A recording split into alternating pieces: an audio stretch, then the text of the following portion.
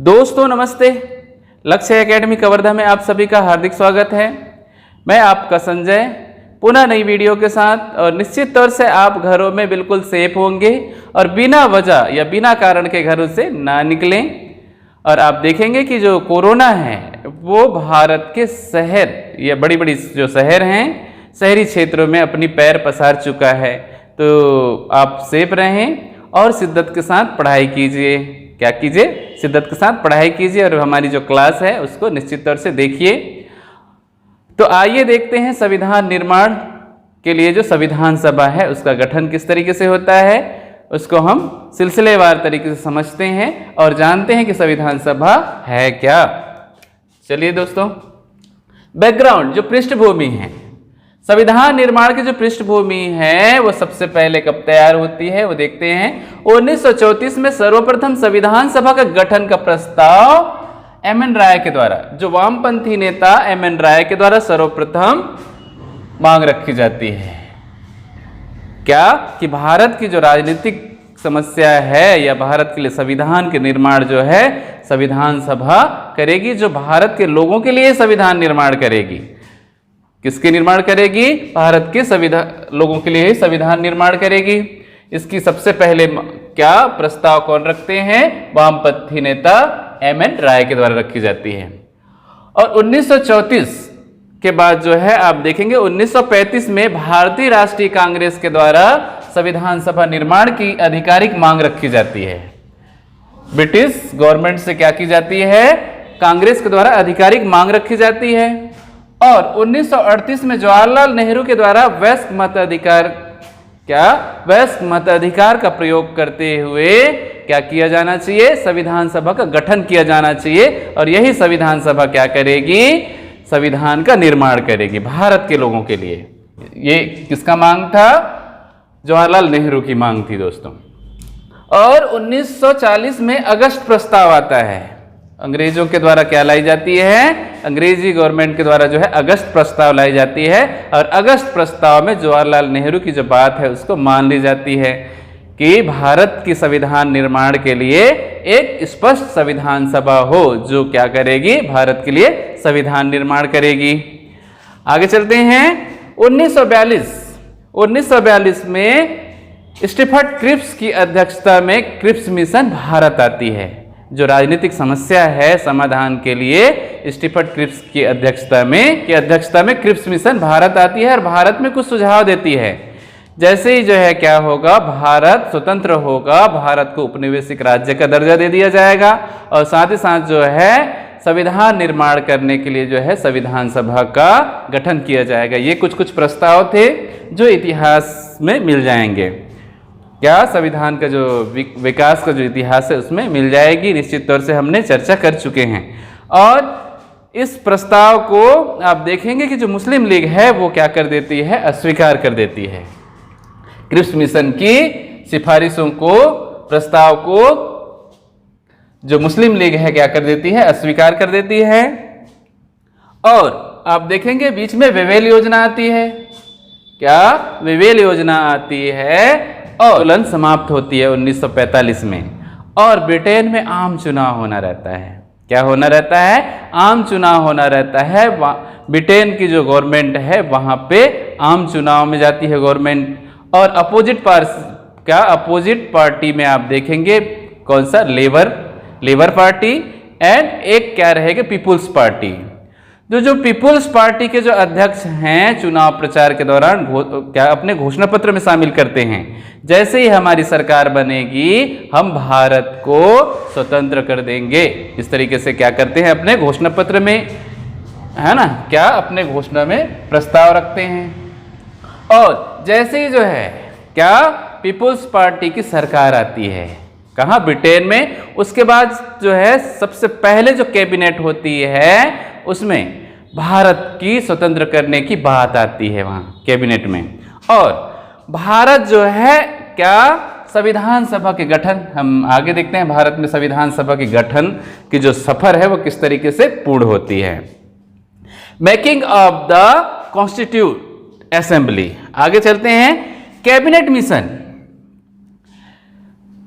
मई जून में cabinet mission Bharat आती है। क्या मई जून में कैबिनेट मिशन भारत आती है। जैसे ही जो है ब्रिटेन में वहां की जो गवर्नमेंट है वो इलेक्ट होती है और सरकार बनाती है। सरकार बनाने के बाद क्या करेगी, भारत की जो राजनीतिक समस्या है उसके समाधान के लिए कैबिनेट मिशन भारत भेजती है। कहाँ? कैबिनेट मिशन भारत भेजती है। और कैबिनेट मिशन 1946 को मई जून के महीने में भारत आती है। और भारत आने के बाद यहाँ की जो राजनीतिक हालात हैं उनकी जो है क्या करती है, विश्लेषण करती है, रिसर्च करती है। और रिसर्च करने के बाद जो है सुझाव देती है, ब्रिटिश पार्लियामेंट में अपनी रिपोर्ट सौंपती है। जून के महीने में लास्ट में लगभग क्या करती है, अपनी रिपोर्ट ब्रिटिश पार्लियामेंट को सौंपती है। और ब्रिटिश पार्लियामेंट को सौंपने के बाद जो है ये आप देखेंगे इनमें जो है किसमें, कैबिनेट मिशन में 3 सदस्यों की एक टीम भारत भेजी जाती है। पेंथी क्लारेंस इसकी अध्यक्षता करते हैं और सर स्टीफर्ड क्रिप्स, एवी अलेक्जेंडर। तीसरे सदस्य कौन है? एवी अलेक्जेंडर।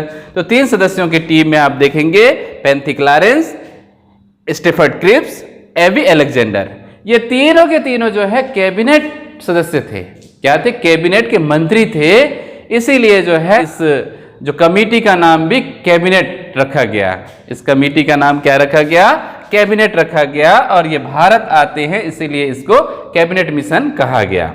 और ये अपनी रिपोर्ट जैसे ही सौंपती है वहां का जो प्रधानमंत्री उस समय क्या, एटली, चर्चिल एटली रहते हैं। और एटली जो है 4 अगस्त को क्या, चर्चिल एटली 4 अगस्त 1946 को इस प्रस्ताव को क्या मंजूरी दे देते हैं। ब्रिटिश पार्लियामेंट में इस प्रस्ताव की घोषणा कर देते हैं कि भारत के लिए एक स्पष्ट संविधान सभा होना चाहिए जो क्या करेगी, भारत में संविधान का निर्माण करेगी। आगे चलते हैं दोस्तों। संविधान सभा का चुनाव आप देखेंगे जुलाई अगस्त में, क्या जुलाई अगस्त में चुनाव होते हैं। किसके लिए? संविधान सभा के लिए। और ये चुनाव जो है क्या, आप देखेंगे कि जो देसी रियासत हैं, देसी रियासतों में से 93 सदस्य जो है मनोनीत होके आना था। और साथ ही साथ जो है 11 क्या थे, ब्रिटिश प्रांत थे। 11 ब्रिटिश प्रांतों में से 292 और 4 चीफ कमिश्नरी क्षेत्र थे। क्या? 4 चीफ कमिश्नरी जो है सदस्यों का, 4 सदस्यों का मनोनयन किया जाना था। क्या किया जाना था? मनोनयन किया जाना था। इस तरीके से आप देखेंगे 292 सदस्य, क्या 292 सदस्य ब्रिटिश प्रांतों से निर्वाचित हुए। और एक सदस्य जो है 10 लाख, इनका जो क्या था, एक सदस्यों का जो मनोनयन है, निर्वाचन होना था ब्रिटिश प्रांतों में 10 लाख, क्या 10 लाख पब्लिकों पे, जनताओं पर एक सदस्य जो है क्या होना था, संविधान सभा के लिए निर्वाचित होना था ब्रिटिश प्रांतों से। और दूसरा क्या था, रियासतें थी। रियासतों में से क्या, राजा जो है जिसको अपने सदस्य के रूप में पार्लियामेंट भेज सकती थी, संविधान सभा का सदस्य बना सकती थी।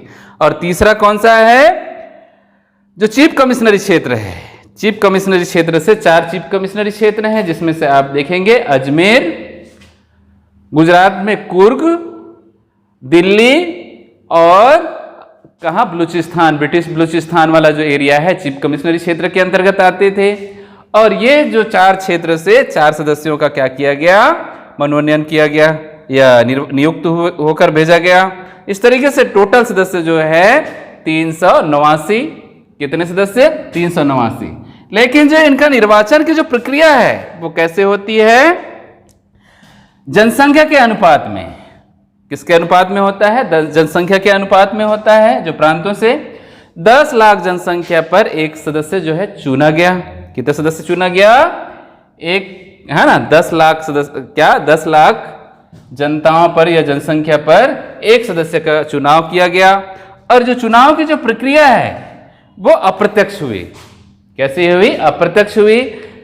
आप देखेंगे कि जो राज्यों की विधानसभा के जो सदस्यों के द्वारा क्या किया गया, अप्रत्यक्ष रूप से मतदान किया गया। और मतदान करके किसको चुना गया, संविधान सभा का सदस्य चुना गया। और अप्रत्यक्ष एकल संक्रमणी पद्धति के द्वारा चुना गया।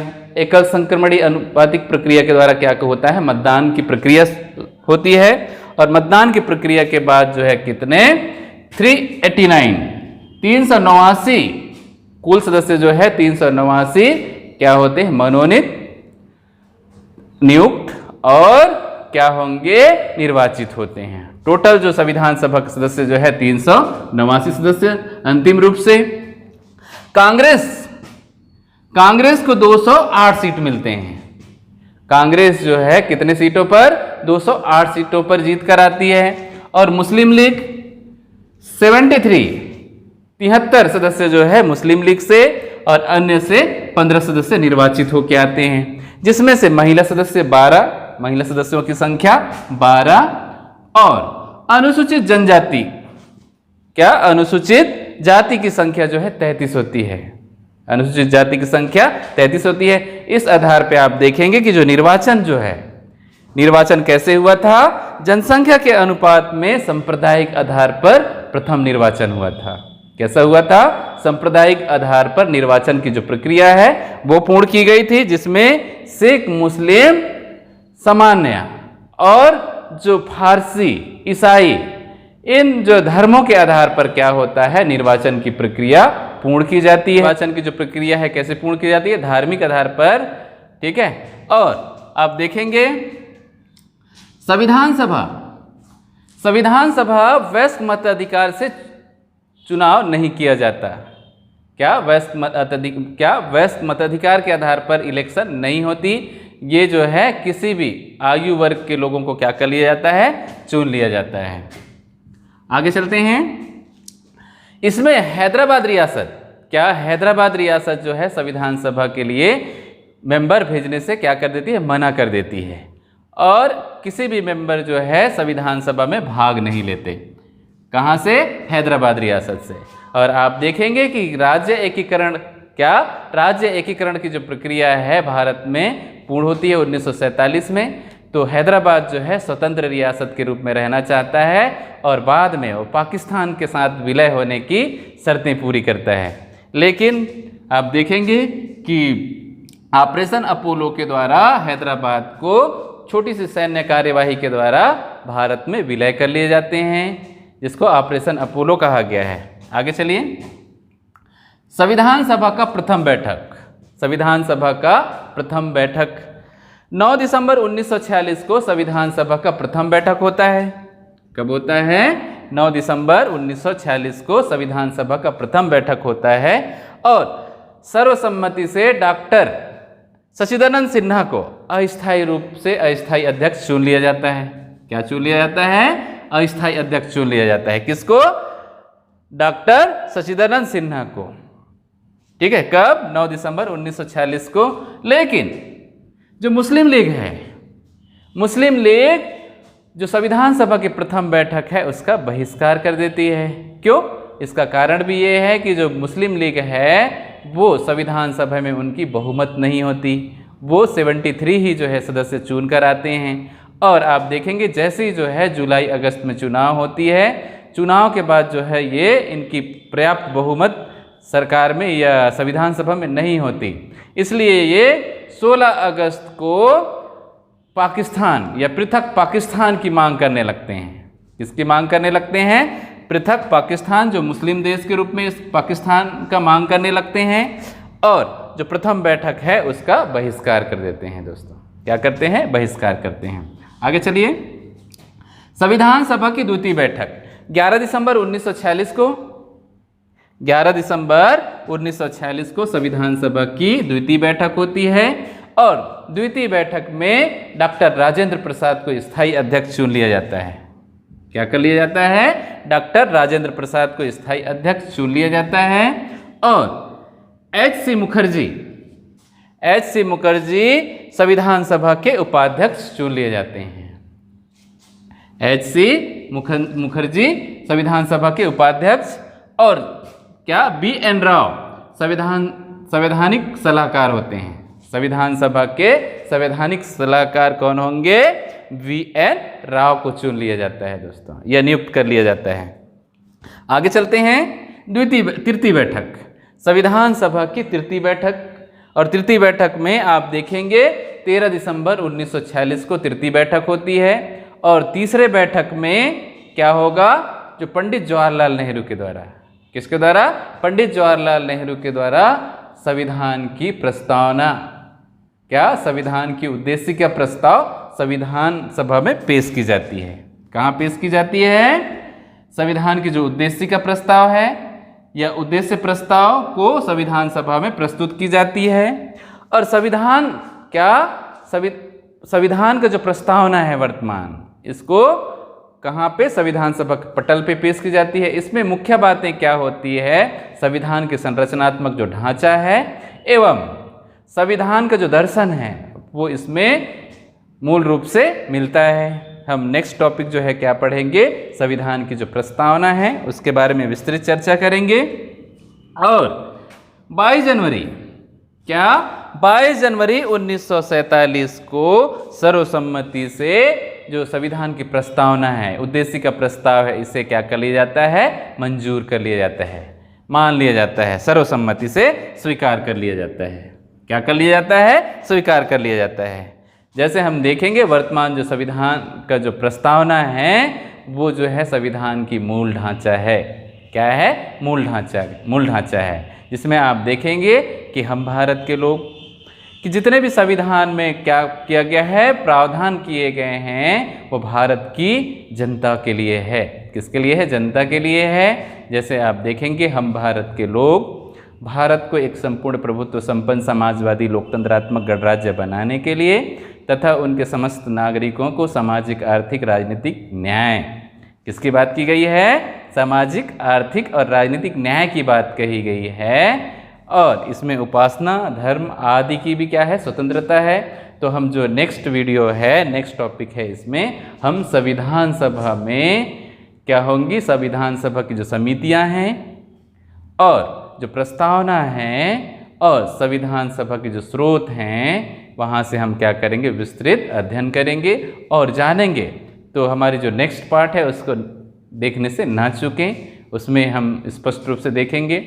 और हमारी जो वीडियो है उसको देखने के लिए थैंक यू सो मच। निश्चित तौर से आपको समझ में आया होगा और हम आगे इसकी जो नेक्स्ट श्रृंखला है उसको हम देखेंगे।